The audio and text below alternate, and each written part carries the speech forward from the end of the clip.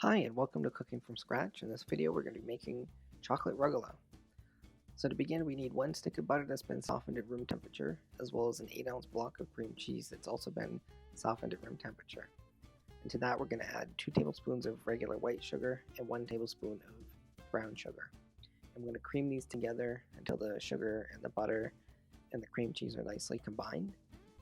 And to that we're going to add 1 teaspoon of vanilla extract and we'll blend that in. Next we're going to add 1 cup of flour as well as 1/8 teaspoon of salt, and we're going to combine that into our butter mixture. Once the dough is nicely formed, it will still be pretty sticky, so you'll have to flour your hands to work with the dough at this point. But what we're going to want to do is divide the dough into 4 portions and shape them into a small rectangle. Next we're going to cover these with plastic wrap and refrigerate for about an hour. While the dough is refrigerating, we can start working on our filling. So to make our filling we need 6 ounces of chocolate that's been finely chopped.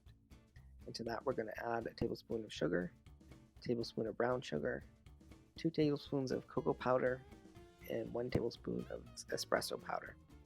And we're going to mix these until they're all nicely combined. Next we're going to take our chilled dough and we're going to roll this into about a 15-inch by 5-inch rectangle. And we're going to sprinkle our chocolate filling onto the rolled dough. And then we're going to roll the long end of the dough away from us until we have a cohesive 15-inch log of dough.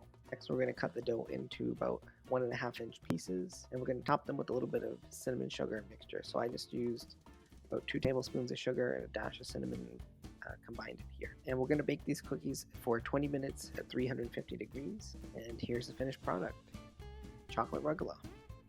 If you like this video, remember to like and subscribe for more recipes like this.